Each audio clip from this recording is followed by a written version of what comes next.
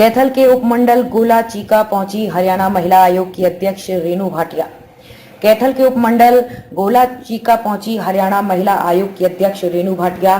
कन्या महाविद्यालय और स्कूल में छात्राओं से हुई छेड़छाड़ के मामले में छात्रों से की वार्तालाप। हरियाणा महिला आयोग की अध्यक्ष रेणु भाटिया आज कैथल के उपमंडल गोला चीका के कन्या महाविद्यालय पहुंची और वहां की छात्राओं से वार्तालाप किया, जहां छात्राओं को साइबर क्राइम और लिव इन रिलेशन से संबंधित जागरूकता के बारे में बताया गया। कन्या महाविद्यालय में लगी शिकायत पेटिका से ताला खुलवाकर उसमें से निकले शिकायत पत्रों को जांच के लिए अपने साथ ले गईं। उन्होंने बताया कि छात्राओं और महिलाओं के प्रति अपराधों को सहन नहीं किया जाएगा। शिक्षा के मंदिर में जो घटनाएं हो रही हैं वो दुर्भाग्यपूर्ण है और उनके प्रति विभाग सतर्क है। किसी भी प्रकार की अनियमितता को सहन नहीं किया जाएगा और इस बारे में शिक्षा विभाग को भी कार्रवाई के दिशा निर्देश दिए गए। कि कॉलेजेस की पृष्ठभूमि की अगर बात करें, ये विद्या के मंदिर है।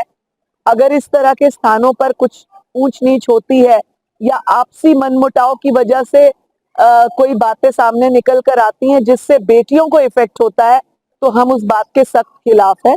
हमारा एजेंडा नई जनरेशन को, यूथ को फोकस करना है। अगर कोई इस तरह की बात भी सामने आती है तो उसको अपने लेवल पर सॉर्ट आउट करना, एडमिनिस्ट्रेटिव लेवल पर सॉर्ट आउट करना और जो है एजुकेशन डिपार्टमेंट के डिपार्टमेंटल सॉर्ट आउट करने पर ज्यादा मैं बिलीव करती हूँ। लेकिन बच्चों की जिंदगी पर उसका असर ना हो। टीचर्स की आपसी लड़ाई, आपसी मनमुटाव, चोर चकारी या किसी भी तरह का जहां पर कैसा भी एजेंडा सामने आता है स्कूल्स कॉलेजेस का, हम उसको अलग रखकर बच्चियों के भविष्य को प्रायोरिटी देते हुए आगे बढ़ते हैं।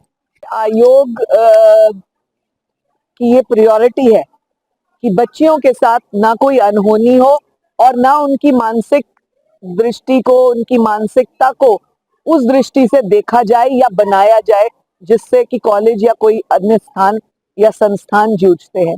एक बिल्कुल स्पष्ट उदाहरण जो है हमें साबित करना होगा शिक्षा विभाग को कि बच्चियों को और बच्चों को, जो भी जनरेशन है आने वाली, उनका फ्यूचर सिक्योर, सुरक्षित और आगे बढ़ने वाला है। हमारे पास मामला नहीं आया था, हमने इसको मांगा है और मैं इसको पूरी तरह स्टडी करके एक बार आपसे रूबरू होंगी।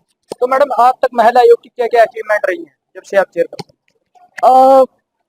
पिछले 2 वर्षों का मुझे लगता है अचीवमेंट्स तो आप मीडिया के साथियों को बतानी चाहिए, जो हमारी मेहनत है वो कितनी कारगर रही। हमने इन 2 वर्षों में, जब से मैं एज चेयरपर्सन रही, उससे पहले मैं एज मेंबर थी 3 साल, परंतु इन 5 वर्षों का अगर आप मेरा एक्सपीरियंस पूछना चाहेंगे तो मैंने देखा है कि हमें यूथ पर फोकस ज्यादा करना होगा।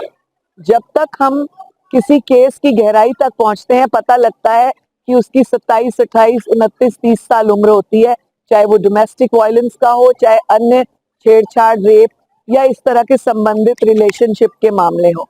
इसी बातों को ध्यान में रखते हुए हमने यंग जनरेशन को फोकस करना शुरू किया, क्योंकि जो साइबर क्राइम सामने आ रहा है रिलेशंस में बिगाड़ का, उसको जब हम छोटी उम्र में बताएंगे, उसके गुड्स एंड बैड्स, तो मुझे लगता है कि वो जनरेशन अगर आज हमें सुन रही है तो 2-3 वर्षों में उस पर काबू पा लेगी, समझ जाएगी, क्राइम से भी बचेगी और रास्ता भटकने से भी बचेगी। मैडम, एक